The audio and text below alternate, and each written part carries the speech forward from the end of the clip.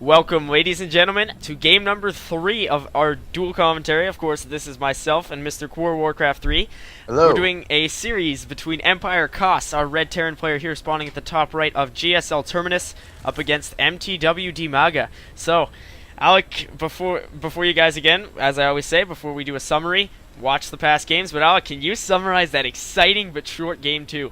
Oh jeez, Damaga, he went for a 5 pool. It was really insane. I haven't seen a game like that for so long anyways. And basically he went for a 5 pool and brought all his drones off the line.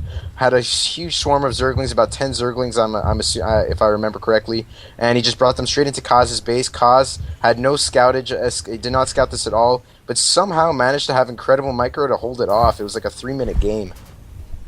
It was incredibly close, I have to say, and it, like you said, it all came down to that late game SCV control. They were all so close to dying, and we are going to have a close by air spawn here, if you notice, the Overlord Scout making its way over. So, I don't know if, it doesn't look like DiMaga's up to any sort of cheese, but I'm sure Kas will be on his heels here. Or on his toes, not on his heels.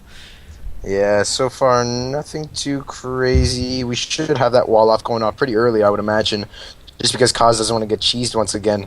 I'm surprised not to see an early scout either, just because just to scout it out if he's doing it once again.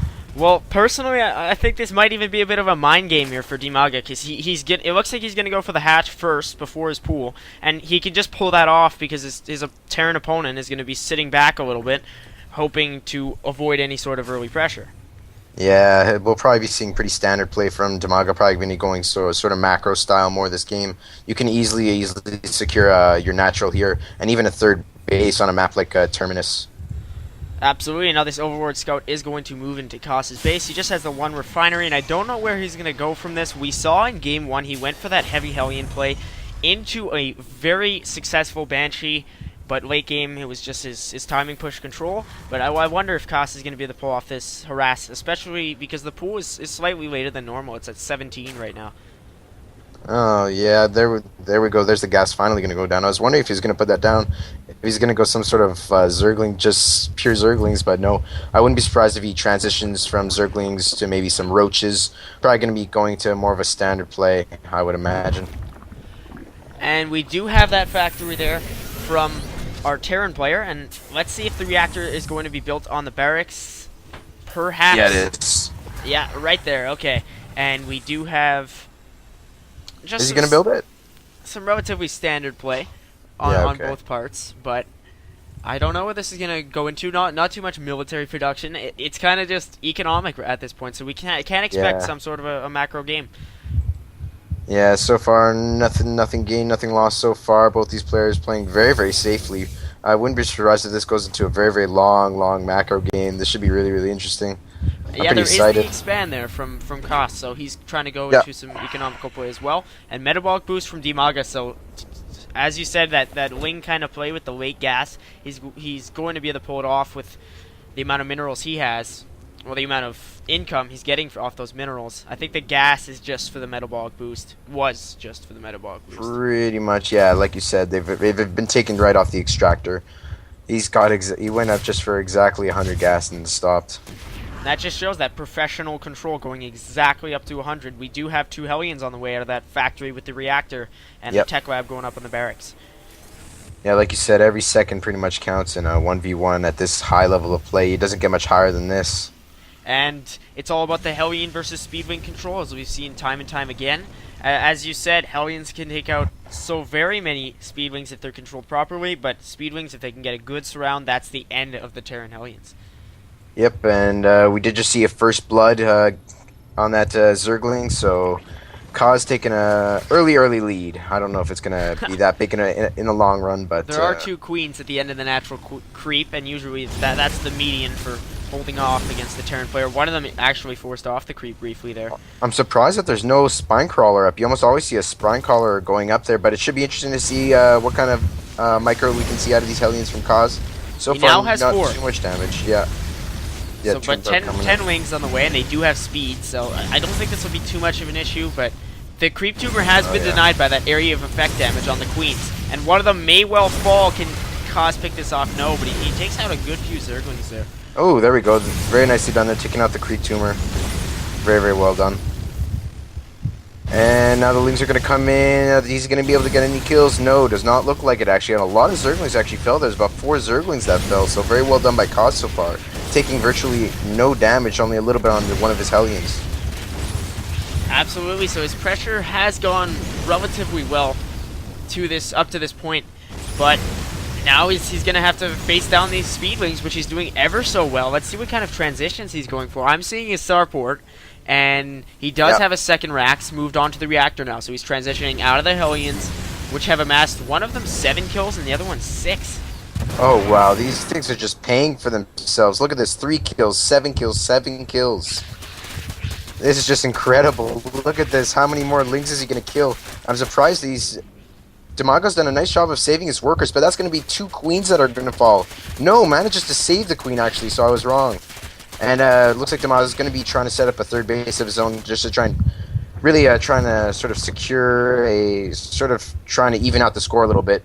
There is actually the macro hatch just now finishing for our Zerg player in his base with a third rack, so just a 3 racks, 1 starport, 1 factory play, and now the reactor going back up on the factory there. So I thought Kos was going to transition out of the Hellions, but he stayed in that style of play. He controlled them very well. Yeah.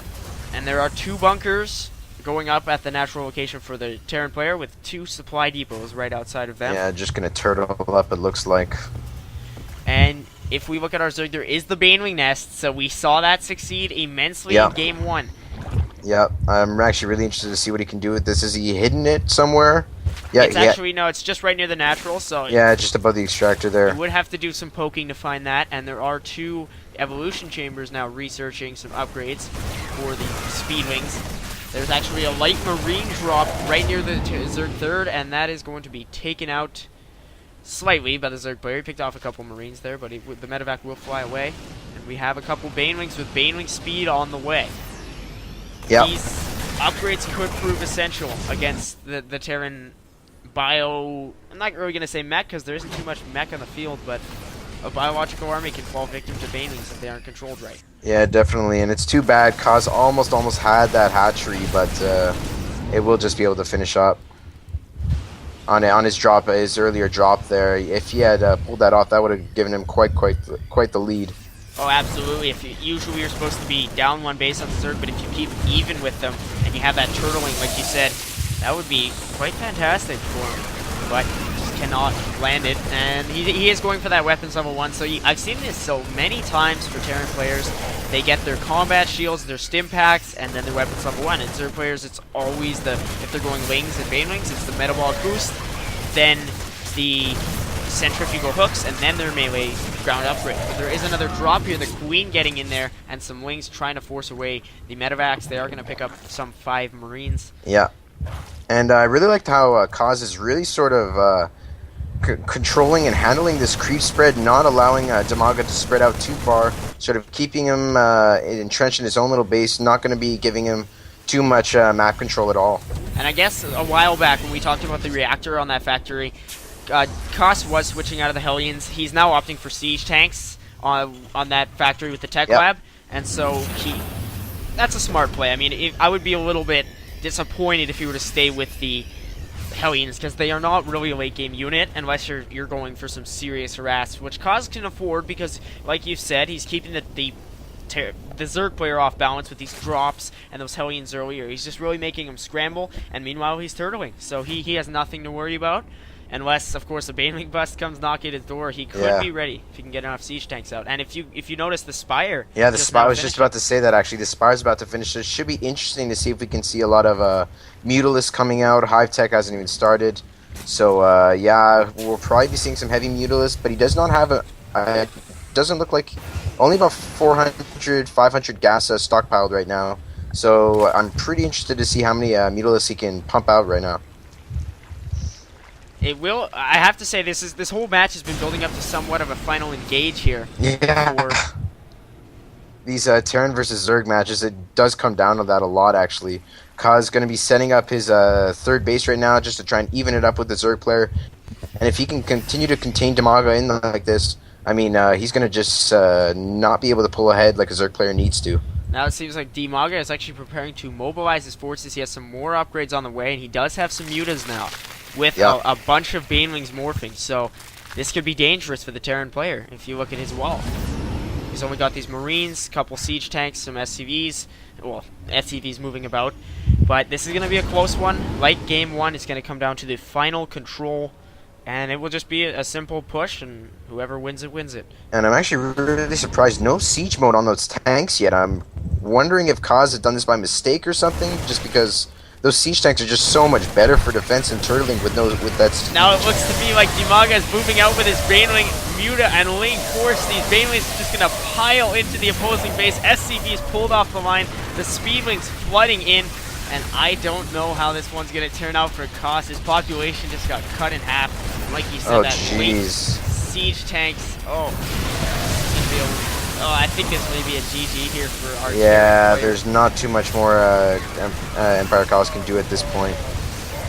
And there we have it, the GG from Kos, and that will wrap up our Game 3 in the favor of the Zerg player. So he's taken a 2-1 lead, and I would say almost symbolically, it could be a 3-0 lead. After that second game, he came very close.